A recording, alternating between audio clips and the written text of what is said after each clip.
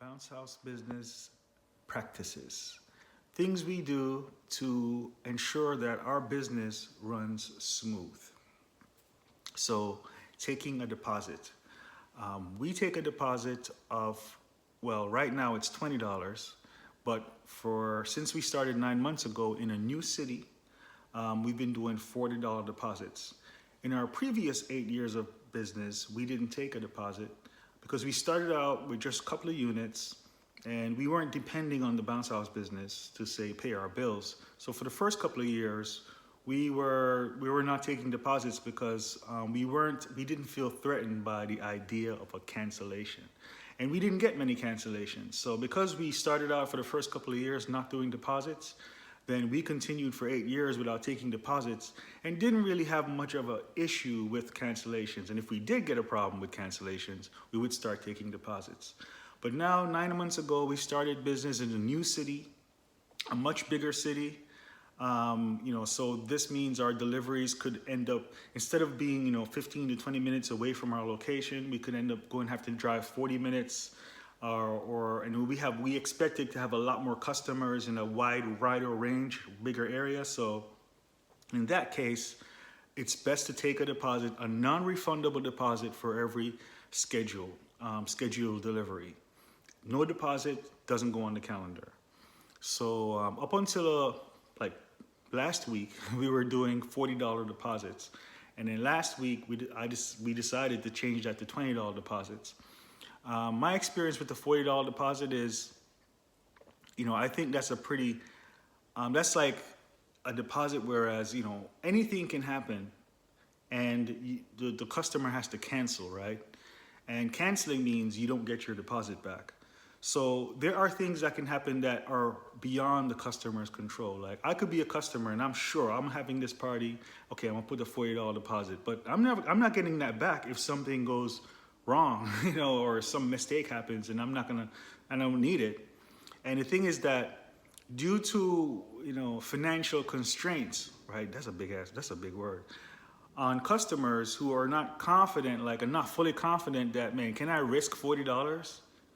So that's my thinking. Like, I think it's much easier to risk $20 than it is to risk $40. A $20 non-refundable deposit says that, okay, yes, I want to do this, but if something goes wrong and I have to cancel, then $20 is, I'm okay with losing $20, but I'm not okay with losing 40. So I think I've noticed that, especially with Facebook Marketplace, once you tell a customer about the $40 deposit, we lose a lot of customers because a lot of them aren't 100% sure, or they're not confident that, okay, I definitely want to book this thing. And for sure, a lot of customers on Marketplace are just there shopping for a deal. They probably got on Marketplace, had no idea they would want a bounce house. They saw it on there and like, I should rent a bounce house. So it's not like something that they went out seeking it. It's just like they saw it, they thought, that's a good idea. And then they get hit with a $40 deposit and it's like, I don't know. So, but a $20 deposit is it's easier to say, okay, you know what? Okay, let's do it, right? So, so far the $20 deposit, and I think moving forward, $20 deposit is great. For us to accept payment, we use PayPal, because with PayPal, you can accept any debit card, any credit card. Now, inside the PayPal account, it was always very easy to find out how to set that up.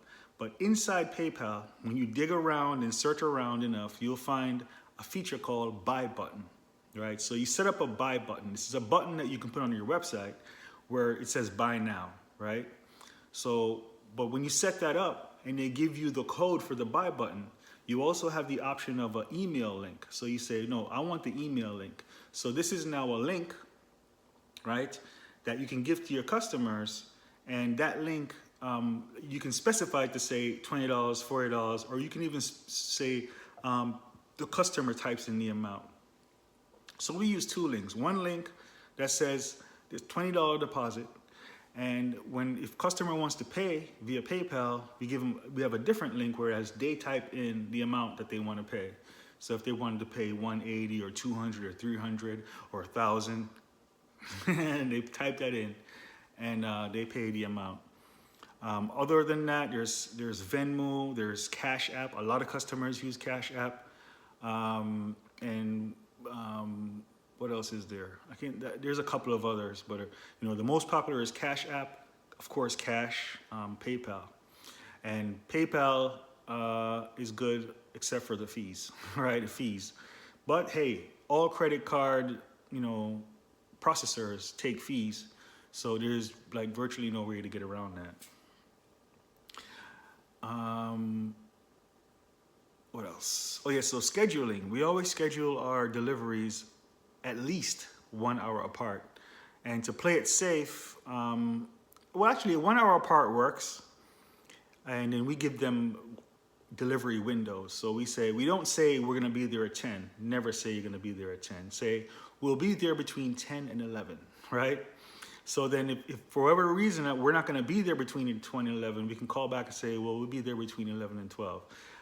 But most cases, we can always make it within the window because, if we have a busy weekend, we always look at the calendar and try to organize, like say on Wednesday, if we have a busy weekend, we look at the calendar on Wednesday or Thursday and we organize the deliveries so they're not, so they're as close to each other as we can get it, and we confirm with the customer, say, hey, we're going to change your delivery time from so and so to so and so, or sometimes we say we're going to deliver to you on Friday evening instead of Saturday morning and then most customers, they go along with whatever we say. So organizing our Friday and Saturday and Sunday delivery times ahead of time is key to having a smooth operation. And of course, the busiest day is usually Sunday, especially if it's a Sunday where you have pickups and deliveries. So if we delivered like 4 units on Saturday and 3 of those are booked out on Sunday, then we have to pick them up and deliver them on Sunday. And so on Sunday is where it's possible, whereas deliveries can get late because of that, but usually we handle it and it's not a problem. What else? Advertising. Facebook advertising, I do 3 different types. There's 3 different types of ads. There's clicks, where you send the customers to the website. There's engagement, where I put a post with a post and have the users engage, like likes and comments and shares. And then there's likes, page likes. The one I like the least is page likes. However, I take about 5 days out of every month, whereas I'm buying page likes. But the thing about page likes, like Facebook page likes, is it gets really cheap in the beginning, and then as time goes on, like say on day 1 it's cheaper, by day 5 it gets expensive, and I stop and I don't do those anymore. I wait another 3 weeks and then I do it again. So buying page likes in about 5 days straight for each month, that seems to work best. Clicks to the website, I do that the most. Clicks to the website, because I think our website is very good at making a good presentation. So I prefer to just send customers to the website and let them take it from there. It's actually the most efficient, because you don't have to answer that many questions because everything is answered on the website.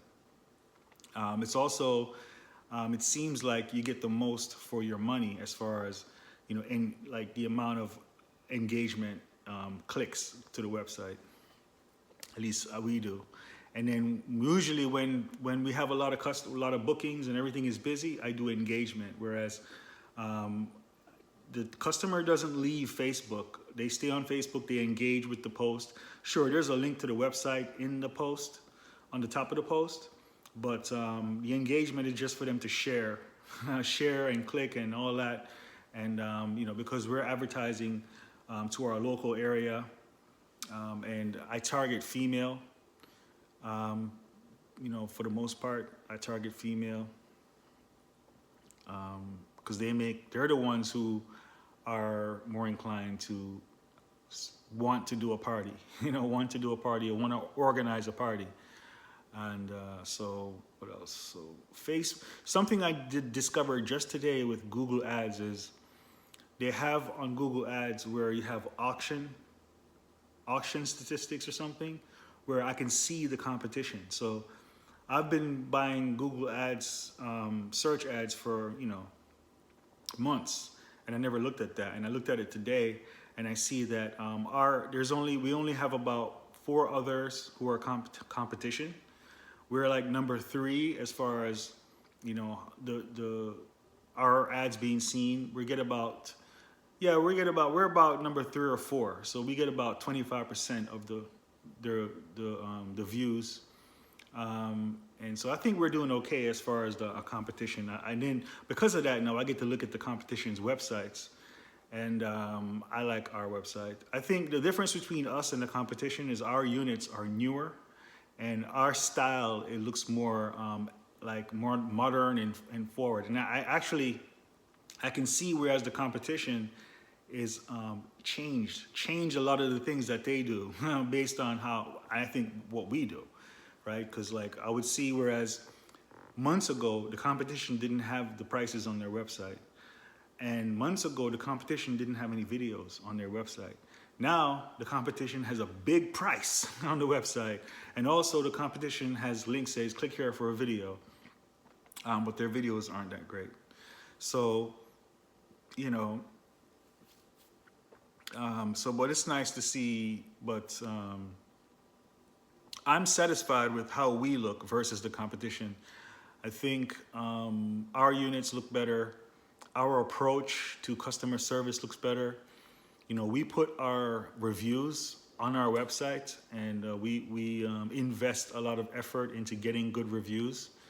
So that's one thing that sets us way apart from the competition. None of the competition has great reviews. They have reviews, but they don't have.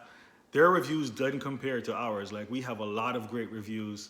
They have both good and bad, and they don't have a lot of them. The amount of reviews they get pales in comparison to the amount of reviews we've gotten, and we have all positive reviews, right? Because customers, we treat them well, and then we say, hey, if you're happy, review. Please, real quick, just give us a quick review, and so that goes a long way. And other companies, I notice they don't treat their customers very well either, because business is something, whereas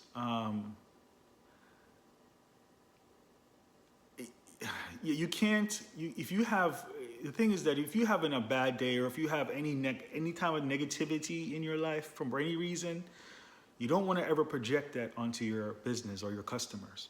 And I think as a human being, it's hard to operate like that. So if I'm a bounce house company and I'm delivering and I get a flat tire, I should never talk about that with the customer, or I should never, if I'm frustrated by that, don't let the customer see anything like that. So as a human being, day to day, and I think it's natural for people to project their problems or their negative issues onto other people. That's just a way of life.